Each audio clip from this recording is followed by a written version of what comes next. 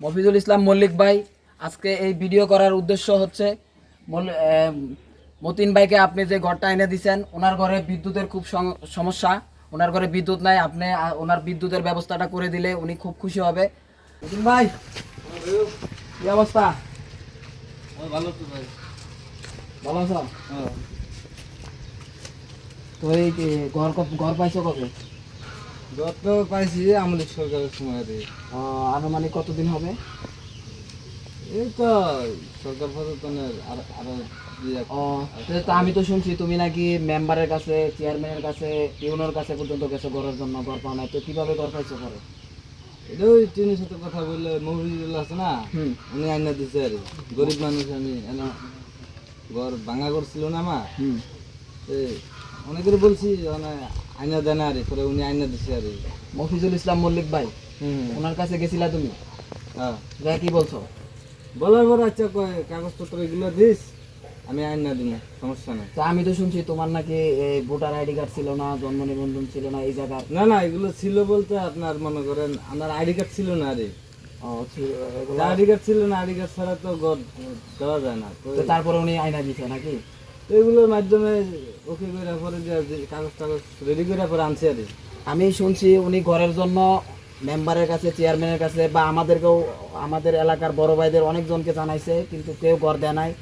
Already এই এলাকায় 60 থেকে 70টা ঘর আছে, সরকারি ঘর, কিন্তু মতিন ভাইয়ে ঘর পায় নাই। না পাওয়ার পরে উনি মফিজুল ইসলাম মল্লিক ভাইয়ের বাসায় যায়া যখন ওনাকে বলল যে আমি গরিব মানুষ ভাই, আমি থাকতে পারি না, ওনার বেড়ার ঘর ছিল আগে, থাকার মতো কোনো ঘর ছিল না, বেড়ার ঘর।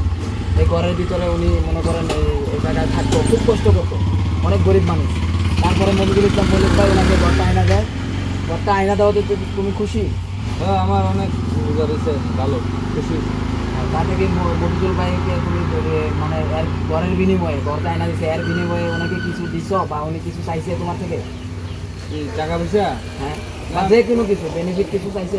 না না, কোনো কোনো কিছু এরকম দেওয়া হয় না, দেয় নাই, কোনো কিছু চায় না। না, চা খাওয়াইতে বলছিলাম, চা খাই না।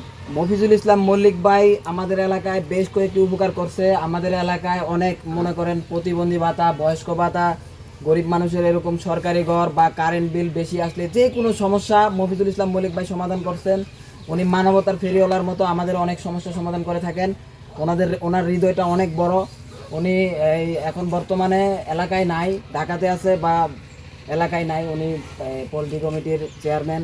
ওনার জন্য সবাই দোয়া করবেন।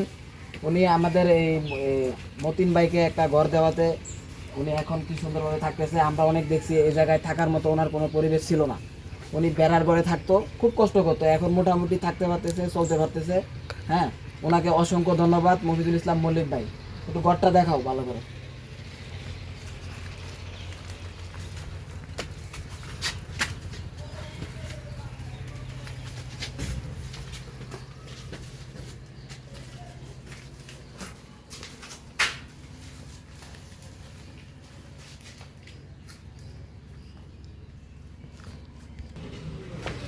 দেখেন ওনার ঘর, ঘরের ভিতরে ভালো কিছু নাই, কোনো পরিবেশ নাই, মানে কোনো কারেন্টও নেই। কারেন্ট আছে তোমার? হ্যাঁ, কারেন্ট আছে? না কারেন্ট আর ওই পানি একটু কষ্ট আর। পানির কষ্ট? কল নাই? পানি কোন থেকে, কোন জায়গা থেকে আনো? আমি মানুষের এখান থেকে আনি আর, কল কল নাই তো। ও, তাই তুমি মফিজুল ইসলাম মল্লিক ভাইকে জানাইছো তোমার যে কারেন্ট নাই বা একটা কলের ব্যবস্থা করে দেওয়ার জন্য, বা তুমি যে করতে পারছো না এরকম কিছু জানাইছো? নাই তো, উনি নাই তো। আর কারেন্ট আচ্ছা, মফিজুল ইসলাম মল্লিক ভাইয়ের কাছে আরো প্রিয় আবদার, উনি পানির খুব কষ্ট করে, কারেন্ট নাই, ঘরের পরিবেশ তো দেখছেন। উনি বিয়ে করছে, ওনার একটা ছোট বাচ্চা আছে, খুব গরিব মানুষ, খুব অসহায়, অনেক কষ্ট করে চলে। ওনাকে যদি একটা কলের ব্যবস্থা বা কারেন্টের ব্যবস্থা করে দেওয়া হয়তো উনি আরো অত্যন্ত খুশি হইতো, উনি চলার মতো একটা পরিবেশ হইতো। পানি আপনার ঠিক আছে, আপনার প্রতি অনেক অনেক ভালোবাসা মফিজুল ইসলাম মল্লিক ভাই। আপনি মানবতার ফেরিওয়ালার মতো আমাদের দিঘিনালাতে কাজ করে আসছেন, এমনকি সারা বাংলাদেশে কাজ করতেছেন।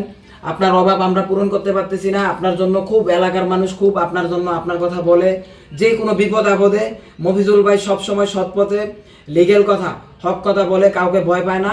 এবং দিঘিনালাবাসীর কাছে আমি জানাই, মফিজুল ইসলাম মল্লিক ভাই মানুষের অনেক উপকার করে থাকে, যে কোনো সমস্যা, বড় বড় সমস্যার সমাধান করে থাকেন। আপনারা সবাই যে কোনো সমস্যা মফিজুল ভাইয়ের সাথে যোগাযোগ করবেন। উনি ইনশাল্লাহ দল মত নির্বিশেষে আপনাদের সমস্যাগুলো সমাধান করে থাকবেন, যেগুলো আমরা জানি না। আর এরকম অসহায় মানুষদের পাশে যাতে মফিজুল ইসলাম মল্লিক ভাই দাঁড়াতে পারে বা আমরা সবাই যাতে দাঁড়াতে পারি, এই জন্য ভিডিওটা সবাই শেয়ার করে দিবেন।